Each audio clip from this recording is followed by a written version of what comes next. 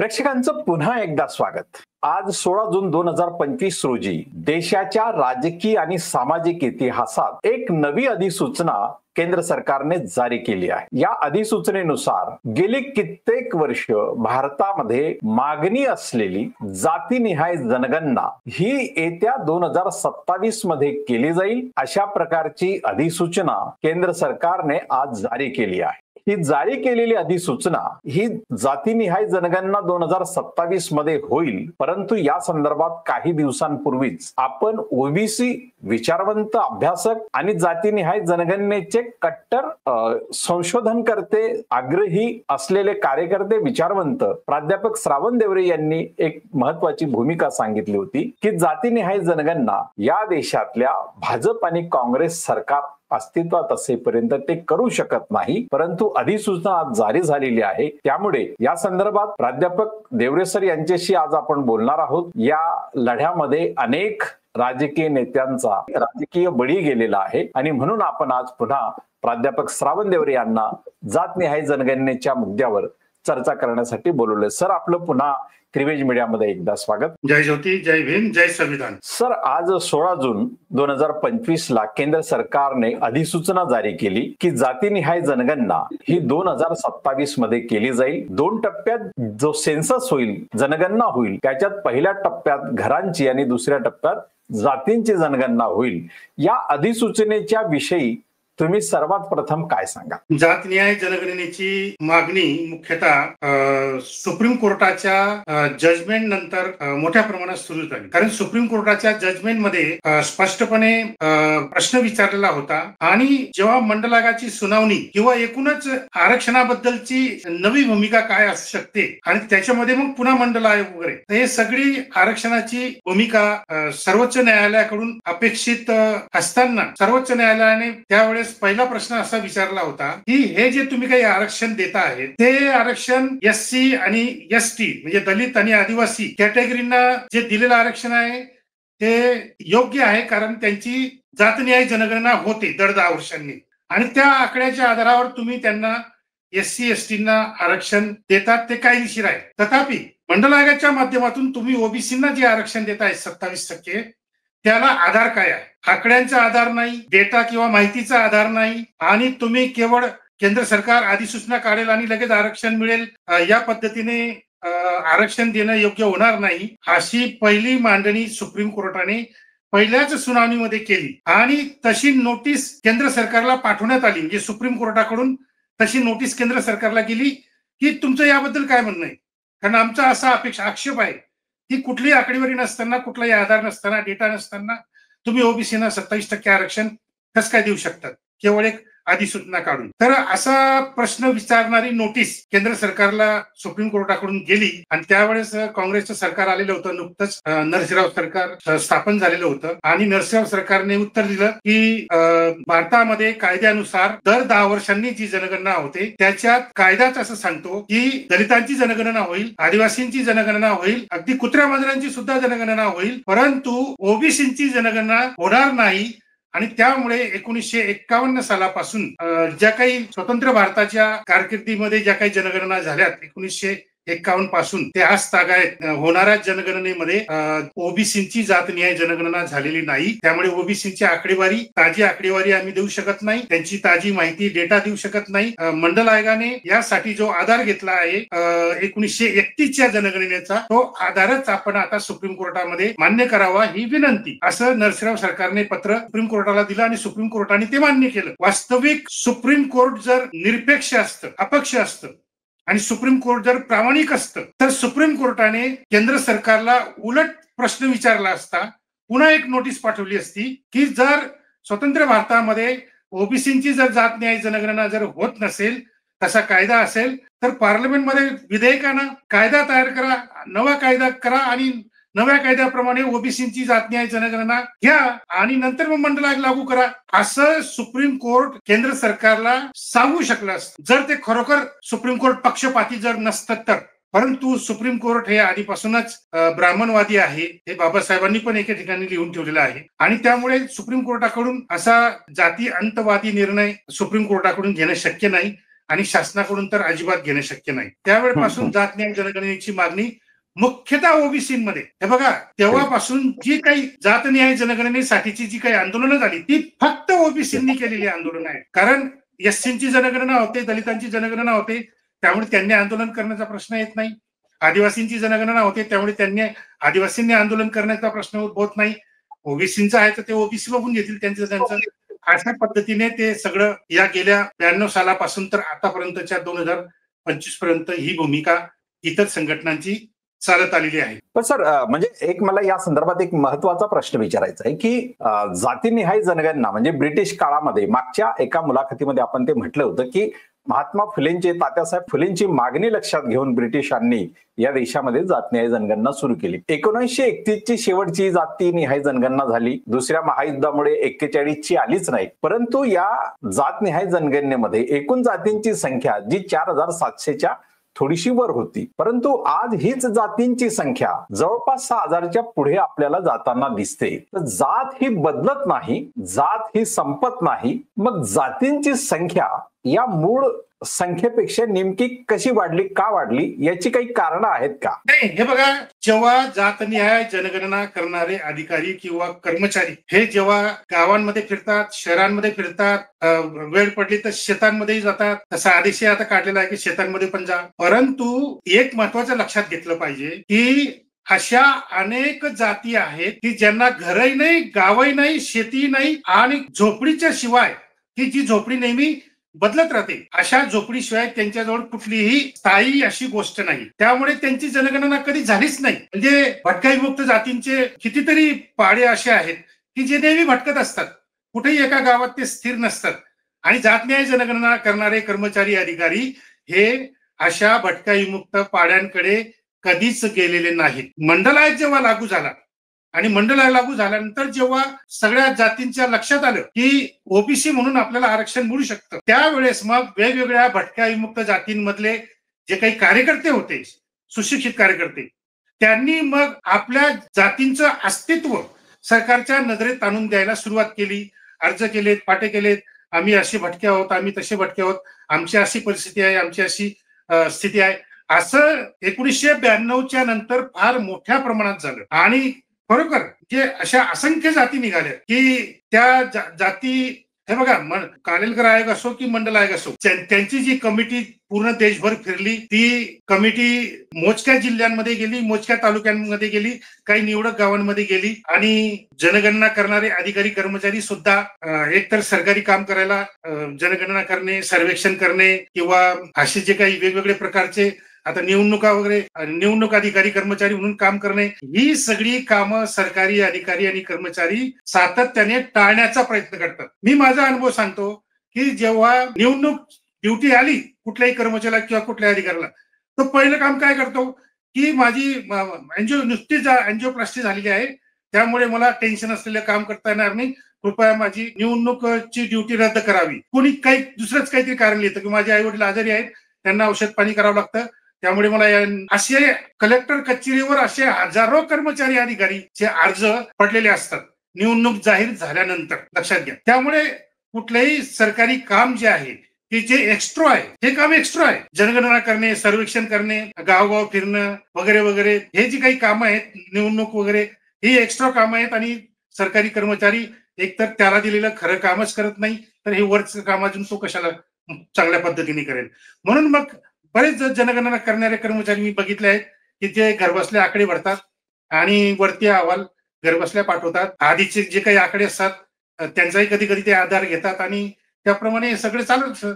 त्यामुळे पाड्यापाड्याने भटके मुक्त जाती किंवा आणखी अशा गावात सुद्धा अशा अनेक जाती आहेत की त्यांना त्यांचं अस्तित्व शासन दरबारी सिद्ध करता आलेलं नाही. उदाहरणार्थ मी तुम्हाला कलाल जातीचं देतो. कलाल जात ही मोठ्या प्रमाणात महाराष्ट्रात अस्तित्वात आहे, परंतु कलाल जातीचं अस्तित्व सरकार दरबारी कधी केलंच नाही, कधी कुठल्या जनगणनेत झालं नाही, कधी कुठल्या आयोगात आलं नाही. त्यामुळे त्यांना ओबीसीच्या यादीमध्ये घेतलं गेलं नाही. मग मंडल आयोग लागू झाल्यानंतर काही कलाल जातीचे नेते माझ्याकडे आले आणि ते म्हणाले की काय करावं लागेल ओबीसी मध्ये येण्यासाठी. मग मी त्यांना मार्ग सुचवला, त्याप्रमाणे त्यांनी केलं.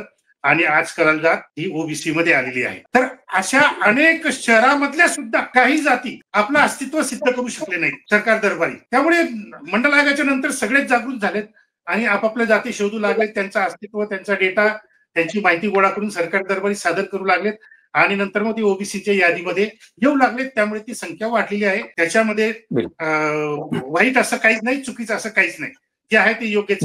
फक्त ज्या जाती क्षत्रिय आहेत, ब्राह्मण आहेत, वैश्य आहेत, व्यापारी आहेत, बाबासाहेबांनी सांगितल्याप्रमाणे ब्राह्मण, क्षत्रिय, वैश्य या 3 वर्णातून निघालेल्या जाती या पुढारलेल्या जाती आहेत आणि यांना कुठल्याही प्रकारचं आरक्षण दिलं जाऊ शकत नाही, असं बाबासाहेबांनी स्पष्टपणे त्यांच्या रायटिंग अँड स्पीचच्या 5व्या खंडात पान नंबर 112 त्यांनी हे सगळं लिहिलेलं आहे. त्यामुळे ब्राह्मण, क्षत्रिय, वैश्य जातीतून निघालेल्या ज्या काही जाती असतील, मग ते मराठा, जाट, पटेल वगैरे असतील किंवा अंबानी, अदानी सारख्याच्या व्यापारी जाती असतील, त्यांनी आर्थिक आरक्षण घेऊन तो मिटवला आहे, म्हणजे ते मिळवलं आहे त्यांनी. म्हणजे नाही मिळवलं म्हणजे काय, ते खोट्या पद्धतीने मिळवलंय. ज्या दिवशी ओबीसीचं सरकार येईल त्या दिवशी हे सगळे खोटे कुणबी दाखले आपोआप रद्द होतील कायद्याने आणि ते मराठा आरक्षणही ईडब्ल्यूएस मध्ये समाविष्ट करण्यात येईल आणि ओबीसींना शुद्ध आरक्षण ओबीसी म्हणून मिळेल, हे आम्ही खात्री देतो की ज्या दिवशी तामिळनाडू प्रमाणे ओबीसीचं सरकार महाराष्ट्रात येईल, केंद्रात येईल, त्या दिवशी हे सगळं होणार आहे. बिलकुल बिलकुल. पण सर, म्हणजे या संदर्भामध्ये जी अधिसूचना जारी करण्यात आली त्यामध्ये म्हणण्यात आले की 2 टप्प्यात ही जातीनिहाय जनगणना होईल. म्हणजे सुरुवातीला ती घरांची असेल आणि नंतर मग जातींची असेल, पण ही डिजिटल केली जाणार. म्हणजे बहुधा डिजिटल आता युग आहे, तंत्रज्ञानात्मक युग आहे, परंतु या तंत्रज्ञानात्मक युगामध्ये अशा डिजिटल मेथडवर समजा सरकारचं पूर्णपणे नियंत्रण जर असेल तर त्यात येणारी आकडेवारी ही सुरक्षितपणे सगळ्यांपर्यंत पोहोचेल असं आपल्याला खात्रीलायक, कारण तुम्ही टेक्नॉलॉजीचे प्राध्यापक आहात, त्यामुळे हे आपल्याला खात्रीलायक म्हणता येईल का किंवा सांगता येईल का? अगदी बरोबर चंद्रकांतजी, तुमचा प्रश्न अगदी बरोबर आहे. ही कॉम्प्युटरवर केलेली नोंद ही केव्हाही डिलीट करता येते, बदलवता येते, एडिट करता येते. त्यामुळे अधिकृत तिला किती मान्यता मिळू शकते किंवा बघा कुठेही लॉक करता येत नाही. कुठलाही लॅपटॉपवर त्यांनी जनगणना घेतली, कॉम्प्युटर घेतली, ती काही लॉक नाही करता येत. अनलॉक करता येतं, अनलॉक केलं की एडिट करता येतं, खोडता येतं, नवीन आकडे टाकता येतात. तर तुम्हाला मी उदाहरण सांगतो ना की शिक्षक आणि पदवीधर मतदारसंघाच्या ज्या काही निवडणुका होतात तर त्याच्यामध्ये मी स्वतः बघितलेलं आहे की ते त्यांनी दिलेल्या पेन्सिलनेच ते टिक मार्क करायला सांगतात. त्यावेळेस मी प्रश्न विचारला की पेन्सिलनेच का टिक मार्क करायची, पेनने का करू नये? नाही म्हणाले, वरून तसा आदेश आलाय. तसा आदेश वगैरे काही नव्हता, परंतु हे जे प्रस्थापित पुढारी आहेत, राजकीय पुढारी जे निवडणुकीला उभे राहतात आणि जे राजकीय पक्षांचे नेते आहेत, ते मुद्दाम जाणीवपूर्वक सरकारी कर्मचारी अधिकाऱ्यांना दमात घेतात आणि त्यांना सांगतात की सगळ्यांना पेन्सिलने टिकमार करायला सांगा, जेणेकरून पेन्सिलने केलेली टिकमार ही खोड रबरने खोडता येते, लक्षात घ्या. हे मी त्यांना तिथं स्पष्टपणे सांगितलं होतं, पत्रकारांनाही सांगितलं होतं. पण सगळ्यांची मिली बघत असते, त्यामुळे त्यावर कोणी काही प्रश्न विचारत नाही. ते आता कुठल्या पद्धतीने होतं मला माहित नाही, पण आमच्या वेळेस मी जेव्हा काही 2-3 वेळा मतदान केलं त्यावेळेस पेन्सिलनेच टिकमार करायला सांगायचे. त्याच्यात आता काही बदल झाला की नाही माहित नाही मला. तर अशा पद्धतीने आता निवडणुकीवर अनेक वेळा शंका घेतल्या गेल्या. अगदी इंदिराजी गांधीजी यांनी जेव्हा 1971ची निवडणूक घेतली त्यावेळेसही ती जी शाई बोटाला लावली जात होती त्या शाईवर अनेक लोकांनी शंका विचारल्या होत्या. तर अर्थात त्यांना त्यांची उत्तरं त्यावेळेस मिळत गेली. आताही ईव्हीएम वर शंका निर्माण केलीच जाते. त्यामुळे निवडणुका किंवा इतर कुठलंही सरकारी कामकाज मध्ये जनगणना असो किंवा सर्वेक्षण असो किंवा निवडणुका असो, हे 100% परफेक्ट होऊ शकत नाही. याचं कारण असं की आपली सगळी जी काही समाज व्यवस्था आहे ती सगळी भ्रष्ट आहे. सरकारी अधिकारी भ्रष्ट आहेत, कर्मचारी भ्रष्ट आहेत आणि राजकीय नेत्यांचा तर प्रश्नच नाही. ते त्यांच्यावर भ्रष्टाचाराचा आरोप सातत्याने करत राहणं म्हणजे आपणच मूर्ख असं त्याचा अर्थ होतो. तर कुठलाही परफेक्ट होत नाही, परंतु जास्तीत जास्त जर परफेक्ट करायची असेल तर ओबीसी संघटनांच्या कार्यकर्त्यांनी अर्थात त्यांना तशी शासनाने परवानगी दिली पाहिजे. ओबीसी रजिस्टर्ड ओबीसी संघटना आहे, रजिस्टर्ड ओबीसी संघटनांच्या कार्यकर्त्यांना पत्र दिलं पाहिजे की तुम्ही निवडणूक अधिकाऱ्यांवर लक्ष ठेवू शकतात, निवडणूक कर्मचाऱ्यांवर लक्ष ठेवू शकतात, त्यांची कागदपत्र तुम्ही तपासू शकतात किंवा लॅपटॉप चेक करू शकतात. अशा प्रकारचे अधिकार जर ओबीसी कार्यकर्त्यांना जर दिलेत पूर्ण देशामधल्या वेगवेगळ्या वार्डामध्ये वार्ड न्याय जर दिलेत तर मला असं वाटतं की 90% तरी परफेक्ट जात न्याय जनगणना व्हायला काहीच हरकत नाही. परंतु सरकार असं काही करणार नाही हे मलाही माहिती आहे. बिलकुल. पण सर, आता मगाशी आपण म्हटलं की न्यायालयाने, सर्वोच्च न्यायालयाने हा आग्रह केलाय की ओबीसींना जे तुम्ही आरक्षण देताय त्याचा काही डेटा नाही किंवा आकडेवारी नाही. परंतु सरकार जे आहे, म्हणजे यांनी जातीनिहाय जनगणनेचा निर्णय जो घेतला तो काही दिवसांपूर्वी, म्हणजे पहलगामच्या संदर्भात देशामध्ये चर्चा होती, त्याच दरम्यान हा निर्णय घेतला गेला. आज असा काही ओबीसींचा मोर्चा निघाला नाही किंवा ओबीसी नेते जाहीरपणे असं काही बोलले नाही. न्यायालयाची भूमिका ही डेटाच्या संदर्भामध्ये आग्रही आहेत, परंतु सध्या असा काही निर्णय झालेला नाही किंवा त्या संदर्भातली पेंडिंग, मला वाटतं आज 16 जूनला एक सुनावणी निश्चितपणे सर्वोच्च न्यायालयात या संदर्भात होती, ओबीसीच्या आरक्षणाच्या संदर्भात, राजकीय आरक्षणाच्या संदर्भात. यावेळी म्हणजे न्यायालयाच्या निर्णयाच्या आधीच, म्हणूनच हा निर्णय जाहीर केला आहे, ही अधिसूचना जारी केली आहे की ओबीसी जनतेचं आंदोलन या काळात आता दिसत आहे किंवा नेत्यांचा असा काही दबाव सध्या काही दिसतो आहे का? नेमकी काय कारण किंवा परिस्थिती आपल्याला या मागे सांगता येईल? नाही, गेल्या 92 पासून तर या गेल्या जवळजवळ 35 वर्षापासून जे काही ओबीसीची आंदोलनं होत आहेत त्याच्यामुळे बऱ्यापैकी ओबीसीमध्ये जनजागृती निर्माण झालेली आहे. त्यामुळे कुठलीही एखादी मागणी मान्य होत असताना त्यावेळेस आंदोलनच झालं पाहिजे असं काही नसतं. आता तुम्ही बरोबर म्हणताय की आता कुठेही मोर्चा नव्हता, कुठेही विषय नव्हता, कुठलाही राजकीय नेता मागणी करत नव्हता, मग अचानक त्यांनी जनगणना करण्याचा निर्णय कसा घेतला. तर मी त्यावेळेसही बोललो, जेव्हा मोदी सरकारने जाहीर केलं त्यावेळेसही मी सांगितलं की हा जो काही जात न्याय जनगणना करण्याचा निर्णय घेतलेला आहे, हा निर्णय केवळ नितीश कुमारांच्या दबावाखाली घेण्यात आलेला आहे. कारण बिहारची निवडणूक आहे आणि त्यानंतर लगेच उत्तर प्रदेशची निवडणूक आहे आणि हे दोन्ही राज्य ओबीसी डॉमिनेटेड राज्य आहेत आणि जागृत ओबीसी, विशेष म्हणजे जागृत ओबीसी डॉमिनेटेड राज्य आहेत बिहार आणि उत्तर प्रदेश. त्यामुळे नितीश कुमारांनी अगदी स्पष्टपणे भाजपला किंवा भाजप नेत्यांना किंवा मोदींना सांगितलेलं असावं किंवा तसं एखादं पत्रही पाठवलं असावं. आता या गोष्टी काही बाहेर जाहीर केल्या जात नाही, दोन पक्षांची युती झालेली असल्यामुळे, परंतु निश्चितपणे नितीश कुमारांनी हे भाजपला आणि मोदींना हे सांगितलंच असेल की बिहारमध्ये जर तुम्हाला निवडणुका जिंकायच्या असतील आणि त्यानंतर लगेच उत्तर प्रदेशही निवडणुका जर जिंकायच्या असतील तर तुम्हाला जात न्याय जनगणना करण्याचा निर्णय घोषित करावा लागेल. तुम्ही नंतर करा अथवा नका करा, तो नंतरचा विषय, पण आता निवडणुकीच्या पार्श्वभूमीवर तुम्ही घोषणा करा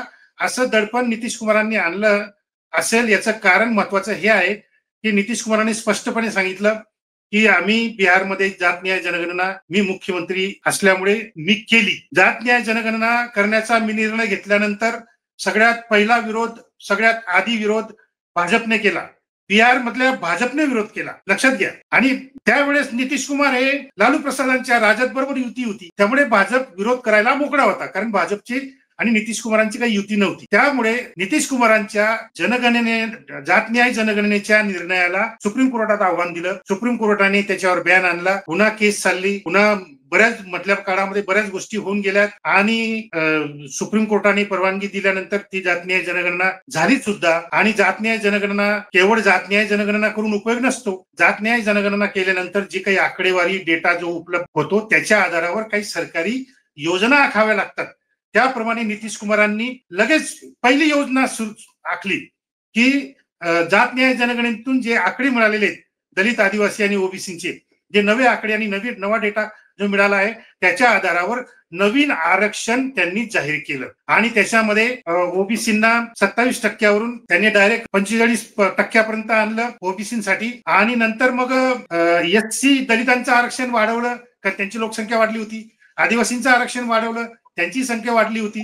तर जात न्याय जनगणना करण्याचा फायदा हा केवळ ओबीसींना होतो असं नाही, सगळ्यात जास्त फायदा दलितांना होतो, त्याच्यानंतर आदिवासींना होतो आणि त्याच्यानंतर मग ओबीसींना होतो. हे आमच्या एससी एसटी नेत्यांना अजूनही लक्षात येत नाहीये. तर सगळ्यात जास्त आरक्षण दलितांना बिहारमध्ये नितीश कुमारांनी जाहीर केलं 20%. आणि तामिळनाडूमध्ये 18%. देशात कुठेही दलितांना इतकं आरक्षण मिळत नाही, फक्त तामिळनाडूमध्ये आणि बिहारमध्ये, कारण तिथे जात न्याय जनगणना झाली आहे आणि तिथले ओबीसी मुख्यमंत्री हे ओबीसी आहेत. हे दुसरं कारण, महत्वाचं कारण आहे, कारण ओबीसी मुख्यमंत्री असेल तरच तो हे हिंमत करू शकतो. 20% जे आरक्षण आहे ते सध्या मिळत नाही ना, ते न्यायालयाने तर अवैध ठरवलंय ना. मी तेच म्हणतो की केवळ जात न्याय जनगणना करून उपयोग नाही, त्याच्या आधारावर जे आकडे मिळतात, डेटा मिळतो, त्याच्या आधारावर सरकारी योजना दुरुस्त झाल्या पाहिजेत, नवीन योजना आल्या पाहिजेत, नवीन आरक्षण धोरण आलं पाहिजे. तर हे झालं पाहिजे नाही झालं तर ती जनगणना करण्याचा काही उपयोग नसतो. आता त्याच्यासाठी हा पुढचा लढा ओबीसीने लढला पाहिजे किंवा ओबीसी नेत्यांनी लढला पाहिजे. तो प्रश्न महत्वाचा आहे. बिलकुल बिलकुल. आपण जी मागची मुलाखत आपण आपली घेतली ती याच विषयावर, त्यावेळी आपण एक विधान केलं होतं. त्या विधानावर आपण आजही ठाम आहात का, की जोपर्यंत काँग्रेस, भाजपा किंवा वरच्या जाती, उच्च जातीय समाज समूह किंवा सत्ताधारी जातवर्ग हा सत्तेत राहील तोपर्यंत जातनिहाय जनगणना होणार नाही. आज अधिसूचना जारी झालेली आहे. तुम्ही या विधानावर अजूनही ठाम आहात का? बिलकुल ठाम आहे. त्याचं कारण सांगतो मी तुम्हाला. हे बघा, मी खूप आधीपासून सांगत आलो आहे की भारत वगळता इतर देशांमध्ये वर्ग व्यवस्था आहे आणि वर्ग व्यवस्था असल्यामुळे जे काही अनेक वेगवेगळे वर्ग असतात, कामगार वर्ग, भांडवलदार वर्ग, व्यापारी वर्ग, शोषित वर्ग, असे जे काही इतर जे छोटे छोटे मोठे मोठे जे काही वर्ग असतात, या वर्गांमध्ये समन्वय करण्याच्या हेतूने, जेणेकरून वर्ग संघर्ष होणार नाही, झाला तर तो वाढणार नाही, तर या सगळ्या वर्गांमध्ये समन्वय साधण्यासाठी भांडवली लोकशाहीवादी जेव्हा व्यवस्था आली, नवी वर्गीय व्यवस्था आली, त्यावेळेस हा निर्णय घेण्यात आला की संपूर्ण देशाची 10 वर्षानंतर जनगणना केली पाहिजे. वेगवेगळ्या वर्गांची संख्या माहित पडली पाहिजे, वेगवेगळ्या वर्गांची आर्थिक सामाजिक स्थिती माहिती झाली पाहिजे आणि जे डेटा जो गोळा होईल, जी आकडेवारी गोळा होईल, त्याप्रमाणे मग सगळ्या वर्गांना संतुलित ठेवण्यासाठी योजना सरकारतर्फे राबवल्या जाते. ही भूमिका वर्गीय समाजाबद्दलची आहे. म्हणजे याचा अर्थ काय होतो मी तुम्हाला सांगतो की ज्या देशांमध्ये वर्गीय समाज व्यवस्था आहे तिथे जनगणना जी होते ती वर्गीय जनगणना होते आणि ही जनगणना वर्ग व्यवस्था टिकवण्यासाठी होते. लक्षात घ्या, वर्ग व्यवस्था नष्ट करण्यासाठी नाही होत. कारण राज्य करणारे जे लोक असतात ते वरच्या वर्गाचे असतात आणि त्यांना वर्ग व्यवस्था टिकवायची असते आणि ती टिकवण्यासाठी मग त्यांना वर्गीय जनगणना घ्यावी लागते. आता तात्यासाहेब महात्मा फुलेंनी 1871 साली ही मागणी केली, 70-71 साली, की जातन्याय जनगणना घ्या आणि जातन्याय जनगणनेनंतर ब्राह्मणांची लोकसंख्या काढा आणि ब्राह्मणांना त्यांच्या लोकसंख्येच्या प्रमाणात त्यांना आरक्षण देऊन टाका, बाकीच्या सगळ्या जागा ओपन ठेवा. ही जी काही तात्यासाहेब महात्मा फुलेंनी भूमिका मांडली जातन्याय जनगणना करण्याची, ती 1870-71 ला केली आणि लगेच 1872 ला इंग्रज सरकारने जात न्याय जनगणना सुरू केली 1872 साली. परंतु ती परिपूर्ण होऊ शकली नाही, कारण पहिलीच जनगणना असल्यामुळे काही साधनं किंवा काही इतर अडचणी तांत्रिक आल्या असतील आणि ती जनगणना मध्येच बंद पडली. पण सांगायचा उद्देश असा की इंग्रज सरकारच्या हे लक्षात आलं, तात्यासाहेबांमुळे इंग्रज सरकारच्याही लक्षात आलं की ज्या जाती व्यवस्थाक समाजावर आपल्याला राज्य करायचंय, त्या जाती व्यवस्थाक समाजामध्ये वेगवेगळ्या जातींमध्ये संतुलन निर्माण करण्यासाठी, नियंत्रण करण्यासाठी आपल्याला जात न्याय जनगणना करावी लागेल. हे इंग्रज सरकारला लक्षात आलं तात्यासाहेबांमुळे. पण तात्यासाहेबांचा उद्देश कशासाठी होता जात न्याय जनगणना करण्याचा, की जात न्याय जनगणना जर झाली तर शोषित जातींची जी काही सामाजिक आर्थिक स्थिती आहे ती शासनाला कळेल आणि जेणेकरून शासन जाती व्यवस्था नष्ट करण्यासाठी कार्यक्रम राबवेल, अशी एक साधारण त्यांची भूमिका होती. तीच भूमिका नंतर बाबासाहेब आंबेडकरांनी अगदी ठामपणे मांडली, आक्रमकपणे मांडली. बाबासाहेबांनाही त्यावेळेस खूप विरोध झाला जात न्याय जनगणनेच्या संदर्भामध्ये, पण बाबासाहेबांनी जात न्याय जनगणनेची भूमिका फार आक्रमकपणे आणि ठामपणे मांडलेली आहे. तर सांगायचा माझा उद्देश असा की जाती व्यवस्था समाजामध्ये जर समजा जात न्याय जनगणना झाली, आणि झालेलीच आहे, तर बघा 2011 साली 2 जात न्याय जनगणना झाल्या. एक दर 10 वर्षांनी नियमित होणारी जनगणना 2011 साली, आणि दुसरी जी जात न्याय जनगणना झाली ती आर्थिक आणि जातीय होती. त्यासाठी त्यांनी 2010 साली पार्लमेंटमध्ये कायदा मंजूर केला.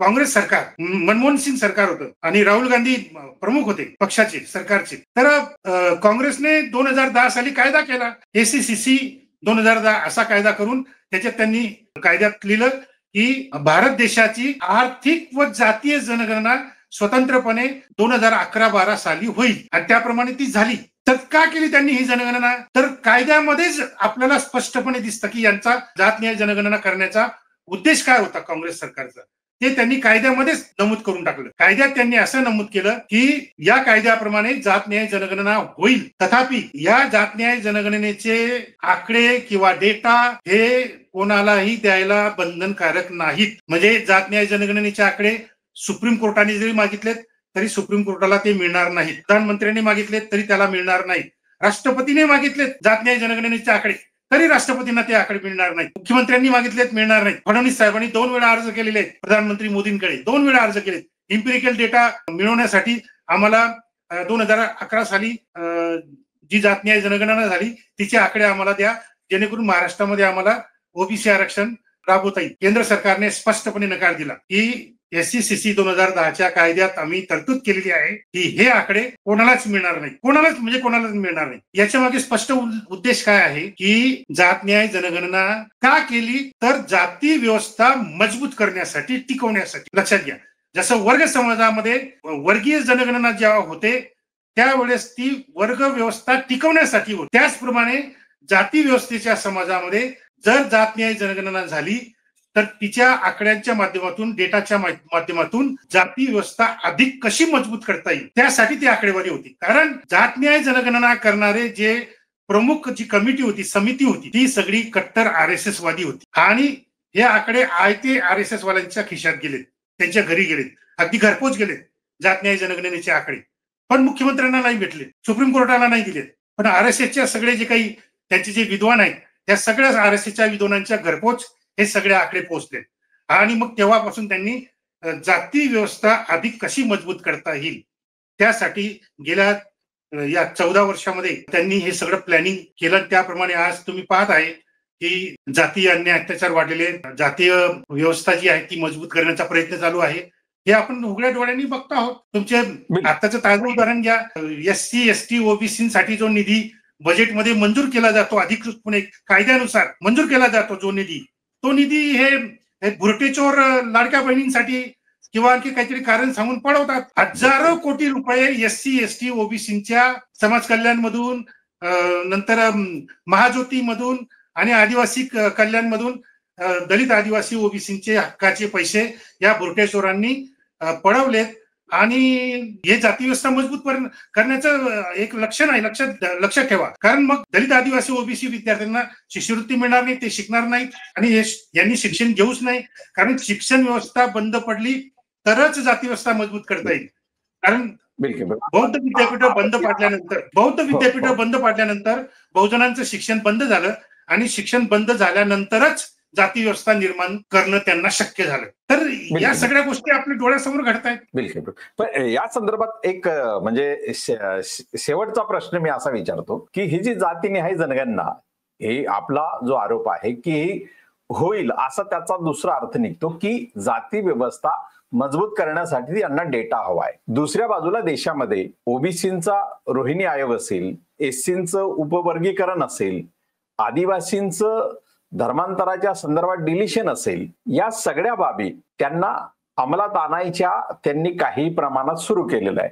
तर या जातीनिहाय जनगणनेचा यासाठी त्यांना उपयोग होऊ शकतो का, आणि जर होत असेल तर तो जाती व्यवस्था मजबूत करण्यासाठी नेमका कसा होऊ शकतो, या संदर्भात आपण काय म्हणाल? नाही, हे बरोबर आहे तुमचं, तुमचं हे म्हणणं बरोबर आहे. इथं जातीचे आकडे ते वापरतील वगैरे, परंतु मी एक स्पष्ट सांगू इच्छितो की कॅटेगरीमध्ये पोट विभागणी करणं हे काही चुकीचं नाहीये. म्हणजे रोहिणी आयोग जे काही शिफारसी करतो आहे त्या योग्य आहेत, अगदी बरोबर आहेत.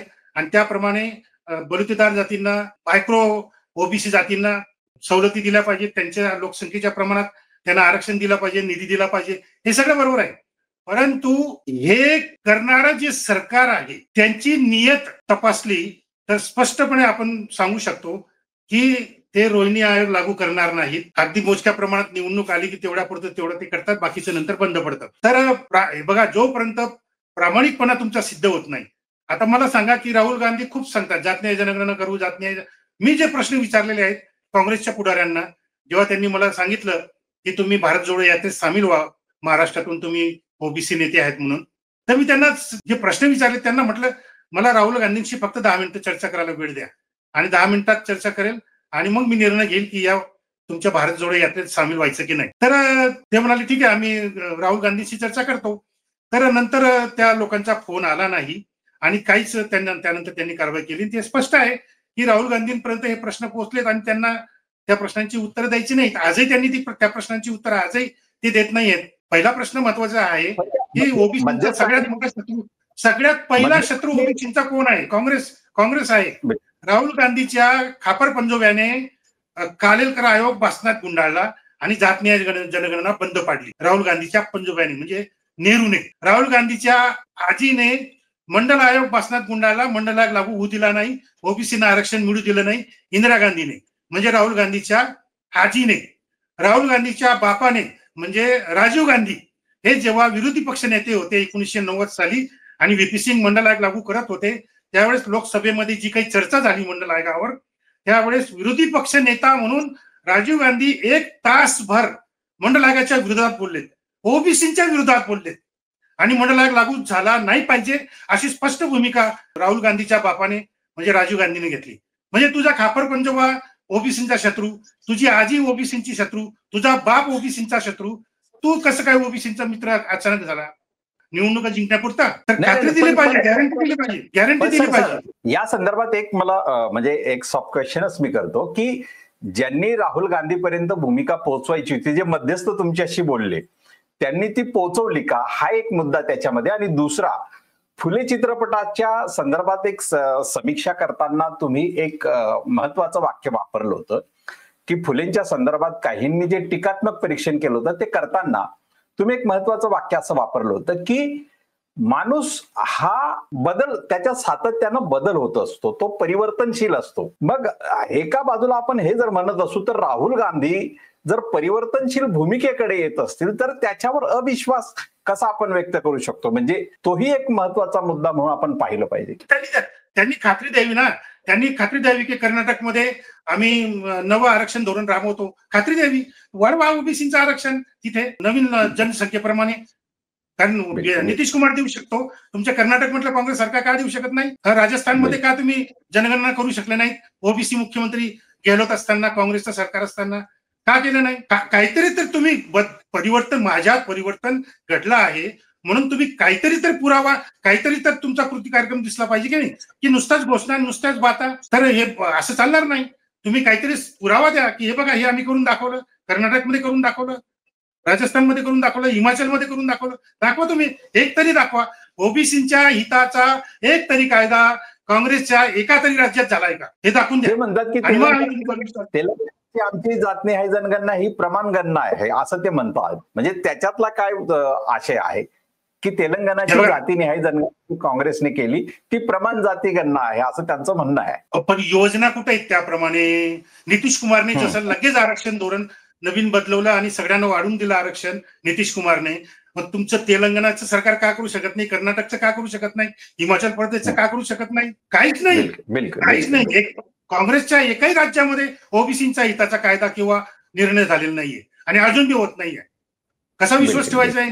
साधी गोष्ट आहे. त्यामुळे पण सर, शेवटी एक निष्कर्ष म्हणून तुम्ही काय सांगाल, म्हणजे ही जातीनिहाय जनगणनेची जी अधिसूचना आहे, म्हणजे त्याच्यामध्ये तुमचा जो कॉम्प्लेक्स आहे की ही कदाचित जाती व्यवस्था मजबूत करण्यासाठी होईल की नाही यावर तुम्ही एक भूमिका आहे की होणार नाही, या सगळ्या कॉम्प्लेक्स मध्ये एक शेवटी एक म्हणजे आकलन म्हणून किंवा एक अंदाज म्हणून किंवा एक भाकीत म्हणून तुम्ही या अधिसूचनेच्या अनुषंगानं जातीनिहाय जनगणनेचं नेमकं काय होईल हे शेवटी काय सांगा? नाही, हे बघा, मी तुम्हाला सांगितलं की केंद्र सरकारमध्ये जे काही RSS वाले बसलेले आहेत त्यांची नियत, भाजपची RSSची भाजपची नियत जी आहे ती सगळ्यांना माहित आहे की ती जातीवादी आहे, ब्राह्मणवादी आहे आणि त्यामुळे ते असं कोणतंच काम होऊ देणार नाहीत शासनाच्या स्तरावरून की ज्याच्यामुळे जाती व्यवस्था नष्ट होण्यासाठी मदत होईल. असं काहीच ते करणार नाही. समजा त्यांना जर खरोखर नव्या जात न्याय जनगणनेच्या आकड्यांची जर RSSला गरज असेल जाती व्यवस्था मजबूत करण्यासाठी, तर ते जात न्याय जनगणना होऊ देतील, परंतु जातीविरोधी कायदे किंवा जातीविरोधी निर्णय किंवा जातीविरोधी उपाययोजना ते होऊ देणार नाहीत. दुसरी गोष्ट मला अशी वाटते की 2011 साली जी काही जात न्याय जनगणना झालेली आहे तिचे आकडे जर त्यांना पुरेसे वाटलेत की नाही बाबा आता काही गरज नाही नव्या आकड्यांची, ते ताजे आकडे आहेत 2011 सालचे, तर नव्या आकड्यांची गरज नाही असं जर त्यांना वाटलं तर ते मोदींवर दडपण आणतील की जात न्याय जनगणना करू नका, बिहारची निवडणूक जिंका, उत्तर प्रदेशची निवडणूक जिंका आणि जात न्याय जनगणनेचा विषय भाषणामध्ये गुंडाळून ठेवा, फक्त आश्वासनं देत चला, करू करू करू करू, प्रत्यक्षात करायचीच नाही. पण समजा जर मोदीच्या आतमध्ये ती जी काही जात त्याने ब्राह्मणवादाच्या दडपणाखाली लपून ठेवलेली आहे मोदी साहेबांनी, ती जात ओबीसी असल्यामुळे त्याच्या मोदी साहेबांमध्ये जर ओबीसीपणा, जर ओबीसीत्व जर जागृत झालं आणि जर खरोखर त्यांनी जात न्याय जनगणना केली आणि आरक्षण वाढून दिलं किंवा जातीविरोधी अजून काही उपाययोजना केल्या, तर मी तुम्हाला अगदी गॅरंटी देऊन सांगतो, लिहून घ्या, मोदी एक दिवस सुद्धा प्रधानमंत्री पदावर राहणार नाही. तेवढी ताकद आरएसएस जवळ आहे. अर्थात मोदींजवळ पण ताकद आहे, ती कमी लेखण्यात अर्थ नाही, कारण आरएसएस भाजपमध्ये आणि मोदींमध्ये 10 वर्षाचाच करार होता. हे स्वतः मोदींनीच एके ठिकाणी कबूल केलं होतं की मी 10 वर्ष प्रधानमंत्री राहणार आहे. त्यानंतर मोदी प्रधानमंत्री राहणार नाही हे ठरलं होतं. परंतु तरीही मोदींनी आग्रह धरला आणि ते पुन्हा तिसऱ्यांदा मुख्यमंत्री झालेत. आणि हे ते कशामुळे करू शकलेत? वास्तविक आरएसएस बीजेपी त्यांना काढू शकले असते, परंतु मोदींजवळ पण काही ताकद आहे, त्यांनी ती स्वतः कमवलेली आहे. मोदींनी, मग ती भांडवली ताकद असेल किंवा इतर देशांमधली ताकद असेल, त्यांनी ती कमवलेली आहे. आणि 2 ताकदवर शक्तींचा तो संघर्ष असल्यामुळे आणि आज आरएसएस बीजेपीला उघडपणे ओबीसी विरोधात जाता येत नाही, ओबीसी विरोधात बोलता येत नाही आणि ओबीसी त्यांचा अनादर करता येत नाही. हे आरएसएस बीजेपीला माहिती आहे. ही एकूणच ओबीसी जातींची ताकद आहे, देशामधल्या ओबीसींची ताकद आहे. त्यामुळे या 2 शक्तींमधला हा फार मोठा संघर्ष आहे. आणि जर याच्यामध्ये मोदी जर यशस्वी झालेत स्वतःचं ओबीसीत्व जागृत, मी तुम्हाला सांगितलं होतं फिडेल कॅस्ट्रोचं उदाहरण मी नेहमी देतो. फिडेल कॅस्ट्रो हे आधी भांडवलवादी होते, राष्ट्रवादी होते आणि अचानक एके दिवशी त्यांच्यात परिवर्तन झालं आणि परिवर्तन होऊन ते कम्युनिस्ट झालेत, कॉम्रेड झालेत. आणि मी नेहमी उदाहरण देत असतो की प्रत्येक ओबीसी नेत्यामध्ये फिडेल कॅस्ट्रो होण्याची क्षमता आहे, फक्त त्यांनी थोडी हिंमत दाखवली पाहिजे. हे तर मी छगन भुजबळ साहेबांच्या बद्दल हा शब्द वापरला आहे, मोदींबद्दलही हा शब्द मी वापरलेला आहे की तुम्ही फिडेल कॅस्ट्रो होऊ शकतात आणि सत्तेत असताना तुम्ही हे निर्णय घ्या. काय जे होईल ते मैदानी युद्धात जो निकाल लागेल तो निकाल लागेल, पण एकदा निर्णय घ्या, एकदा होऊन जाऊ द्या. तर जसं चाणक्याने चंद्रगुप्त मौर्याला राजा बनवला आणि चंद्रगुप्त मौर्याला जेव्हा लक्षात आलं की हा चाणक्य आपल्याला ब्राह्मणवादी आहे आणि तो आपल्याला ब्राह्मणी छळ करतो आहे, चाणक्य जेव्हा चंद्रगुप्त मौर्याच्या लक्षात आलं, चंद्रगुप्त मौर्य ओबीसी होता, त्याने पटकन निर्णय घेतला, एका क्षणात निर्णय घेतला आणि त्याने जैन धर्म स्वीकारला आणि चाणक्याला लाथ मारली. तर चंद्रगुप्त मौर्य सारखं तुम्ही होऊ शकतात, फिडेल कॅस्ट्रो सारखं होऊ शकतात. आणि प्रत्येक ओबीसी नेत्यामध्ये चंद्रगुप्त मौर्य होण्याची आणि फिडेल कॅस्ट्रो होण्याची क्षमता आहे, फक्त त्यांनी थोडी हिंमत दाखवली पाहिजे, एवढंच माझं म्हणणं आहे. बिलकुल. प्राध्यापक श्रावणदेवरे यांनी जातीनिहाय जनगणनेची जी अधिसूचना केंद्र सरकारने आज जारी केली, या अधिसूचनेच्या संदर्भात अनुषंगाने त्यांनी आज आपली सविस्तर भूमिका विश्लेषण त्रिवेज मीडियाच्या प्रेक्षकांसाठी आणि एकूणच सर्वच प्रेक्षकांसाठी मांडलेली आहे. ही भूमिका आपल्याला कशी वाटली, निश्चितपणे आपण आमच्या या एकूण मुलाखतीवर आपल्या प्रतिक्रिया कळवा आणि हा व्हिडिओ आपल्या मित्रांना, नातेवाईकांना शेअर करा. धन्यवाद, आपण ही भूमिका ऐकली. आणि प्राध्यापक श्रावणदेवरे सर, आपलंही मनपूर्वक आभार. धन्यवाद. जय ज्योती, जय भीम, जय संविधान, सत्य की जय हो.